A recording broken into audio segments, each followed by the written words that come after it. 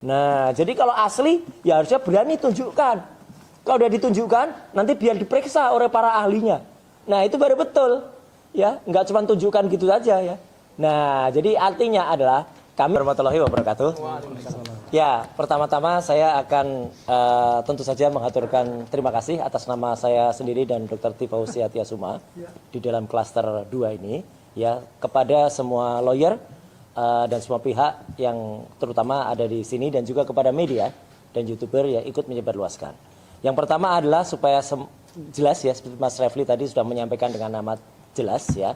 Saya sampaikan adalah kenapa tadi perlu disampaikan di sini adanya putusan sela ya, informasi putusan sela dari Pengadilan Negeri Jakarta Selatan karena itu sangat terkait dengan upaya hukum yang kita lakukan.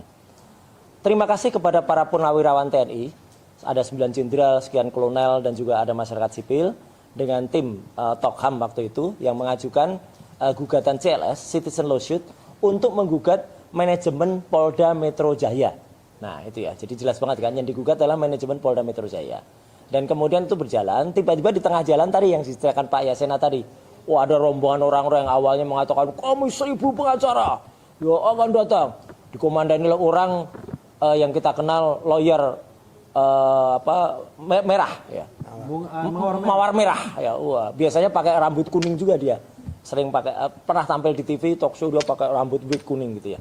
Nah, yaitu Pitra Romadoni. Ya, itu ada di balik itu. Penggugatnya tadinya namanya Andi Kurniawan. Ya, jadi supaya tidak salah karena singkatan AGA itu juga untuk sahabat kita Ahmad Kosinudin nanti salah. Nanti ada yang dulu repot. Jadi putusannya saya bacakan saja. Hari Jumat tanggal 8 Mei, amar putusan mengadili menolak masuknya penggugat intervensi untuk masuk sebagai pihak dalam perkara nomor 329/PDT/G/2.026 PN Jakarta Selatan dan melanjutkan pemeriksaan dalam perkara ini.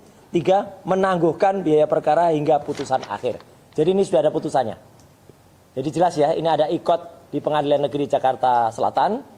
Clear sekali putusan sela hari ini ya, hari Jumat tanggal 8 Mei. Jadi sidang CLS lanjut. Sidang CLS yang diajukan oleh para purnawirawan TNI lanjut ya, terbebas dari gangguan-gangguan rayap-rayap yang nggak jelas ini ya, oknum-oknum nggak jelas ini ya, gitu yang dia kemudian ini nggak jelas.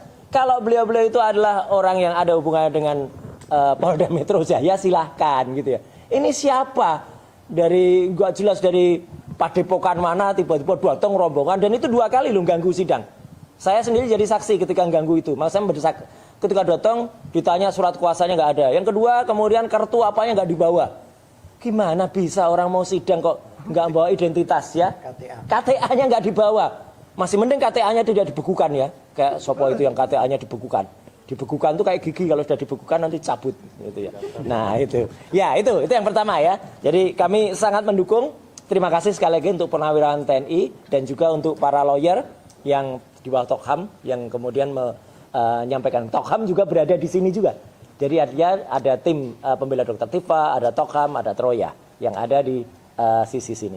Yang kedua, tadi Mas Refli juga sudah menyampaikan ini dukungan juga kepada Mas Sigit Priambodo, alumnus Fakultas Hukum UGM asli, Sigit Pratomo, alumnus Fakultas Hukum Universitas Gadjah Mada yang asli juga, yang dibantu oleh lawyer namanya Mbak Deka Ajeng Maha Asri yang kemarin mengajukan gugatan untuk PMH di Pengadilan Negeri Surakarta. Ya gitu. Jadi kenapa? Karena ini tujuannya sama, ini menarik. Persis seperti apa statementnya Pak Yusuf Kalla. Percaya, masih itu percaya ijazahnya asli. Tapi tunjukkan. Nah, jadi kalau asli ya harusnya berani tunjukkan. Kalau udah ditunjukkan, nanti biar diperiksa oleh para ahlinya. Nah, itu baru betul. Ya, nggak cuma tunjukkan gitu saja ya. Nah, jadi artinya adalah kami karena merasa ini adalah satu hal yang pantas didukung, kita dukung. Jadi orang kalau negarawan asli, mestinya Joko Widodo tidak ada kesulitan untuk menunjukkan ijazah asli ini. Ya, kalau memang asli, ya kalau memang ada tunjukkan, nggak perlu ragu-ragu. Yang ketiga, kami perlu menyampaikan dukungan dan rasa apresiasi kami untuk yang tadi pagi jam 10, ya, kemudian mengajukan juga permasalahan di Pengadilan Negeri Tata Usaha Negara, ya, yang ada di Petun, yaitu teman-teman Bonjowi, bongkar ijazah Jokowi. Termasuk juga upaya dari rekan kita juga, Dr. Bonatua, yang sudah sebentar lagi akan melonsing buku. Judul bukunya apa? Ijazah Jokowi tidak pernah ada. Ya, nanti buku itu bisa dibeli di resellernya. Orangnya lagi datang gitu. Nah, badan besar ya. Jadi buku yang berjudul Ijazah Jokowi bukan palsu, tidak pernah ada. Ijazah asli Jokowi tidak pernah ada. Karangan Dr. Bonatua. Dan itu penelitian benar loh ya. Penelitian bukan yang penelitian pakai rotasi, translasi, yang kemudian berbelok, apalagi pesanan. Penelitian itu ternyata pesanan. Peneliti Scopus. Peneliti bukan Scopus ya, Scopus gitu ya. Ya karena dipesan. Oh Bonatua ya, kalau Bonatua peneliti Scopus asli. Kalau yang peneliti yang pesanan itu yang 21 hari, yang nanti pada saat sebelum peneliti harus diperiksa dulu oleh ahli-ahli dari Oslo, kemudian dipastikan covernya cocok apa enggak. Kalau covernya enggak cocok, enggak boleh. Peneliti kok melacurkan diri kayak gitu ya. Aduh parah itu. Nah itu jadi dukungan-dukungan itu sangat membantu kami ya. Nah sekarang inti poinnya adalah yang ingin saya sampaikan juga supaya tidak salah. Apa yang saya sampaikan ini adalah senada dengan apa yang terjadi pada klaster 1. Saya kemarin bersama-sama dengan klaster 1 ya, bersama-sama dengan Pak Rustam Effendi, Pak Rizal Fadila, Bu Kurniati Nurani dengan tim yang ada di sana ya, yang ada di klaster 1. Kita sama, tidak ada perbedaan. Jangan ada yang memperadukan fitnah dan penyebaran baik, sidang KIP juga. Jadi bukan fitnah dan pencemaran nama baik. Itu yang paling penting. Karena apa? Ya, yang kemarin juga saya sampaikan karena juga mungkin waktunya sangat mepet kemarin ya. Saya jelaskan secara detail teknis sekali lagi bahwa semua itu kan terjadi gara-gara sebuah postingan orang namanya Dian Sandi Utama di X atau di Twitter ya. Dian Sandi Utama waktu itu memposting sebuah ijazah yang disebut-sebut itu ijazah menurut dia sebentar. Saya tunjukkan mana ini. Kalau barang palsu itu biasanya memang susah dicari, kadang-kadang menghilang ya. Bukan yang postingannya Dian Sandi. Ah ini nih. Nah, palsu ya susah. 1 April tahun lalu Dian Sandi itu memposting di X seperti ini. Buat yang ributin ijazahnya Jokowi, ini saya tampilkan yang asli kata dia asli. Itulah yang membuat tadinya ada seorang dokter respon hasil Jennifer ya, harus pakai gini-gini ya gitu. Karena palsu ya. Itu meneliti. Dan kemudian ini dipastikan waktu itu dia sendiri mengatakan 11.000 triliun persen palsu. Ya, saya mengatakan 99,9%. Itu statement hukum. 99,9% karena kita nggak boleh melebihi 100%. Akan halnya respon kemudian belok, yaitu tanggung jawab dia. Ya. Tapi lucunya apa? Ketika belok, respon kemudian mengatakan bahwa ijazah itu asli. Ada watermarknya. Nah, tampilkan di salah satu TV kayak gini. Saya pastikan 99,9% dan itu juga dipastikan oleh topi merah seorang peneliti. Ini adalah palsu. Apa yang dilakukan respon adalah palsu. Kenapa palsu? Diakui sendiri oleh Dian Sandi. Dian Sandi adalah orang yang memposting ijazah itu. Bahwa dia itu hanya memposting ijazah dengan kualitas yang sangat kecil. Kualitasnya adalah 76 kilobyte nih, sebentar. Saya tunjukkan postingannya. Nah, ini keterangannya Dian Sandi. Lihat. Jadi Dian Sandi sendiri mengatakan, filenya yang diunggah itu hanya 76 kilobyte. Bayangannya gampang, teman-teman. Teman-teman download gambar dari WA grup dari WA. Gambarnya di bawah 100 kilobyte. Oke, download gambar itu, bawa di tukang cetak. Ya, minta besarkan seposter. Apalagi sespanduk. Pecah nggak gambarnya? Pecah. Nggak akan muncul yang namanya watermark, apalagi muncul tulisan Gajah Adam atau apa ya? Nggak akan. Jadi Dian Sandi sendiri mengetahui itu belajar dari mana kok bisa muncul?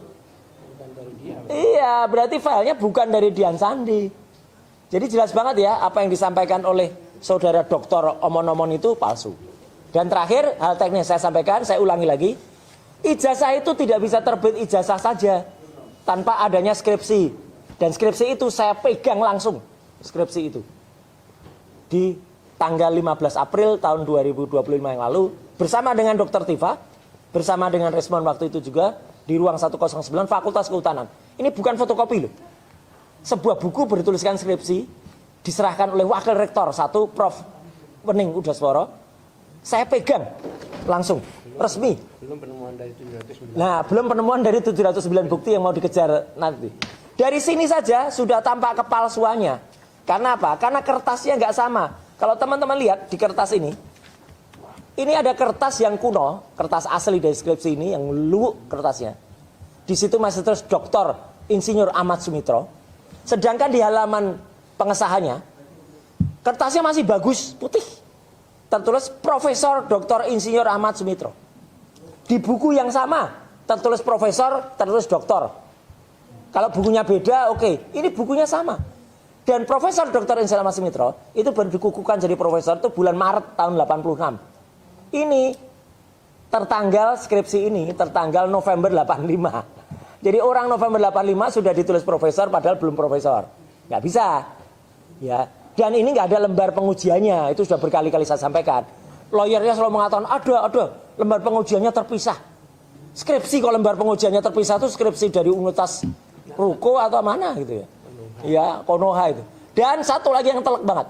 Putri Profesor Dr. Insinyur Ahmad Sumitro menyatakan nama ayah saya yang benar adalah Profesor Dr. Ahmad Sumitro pakai U. Ini tanda tangannya.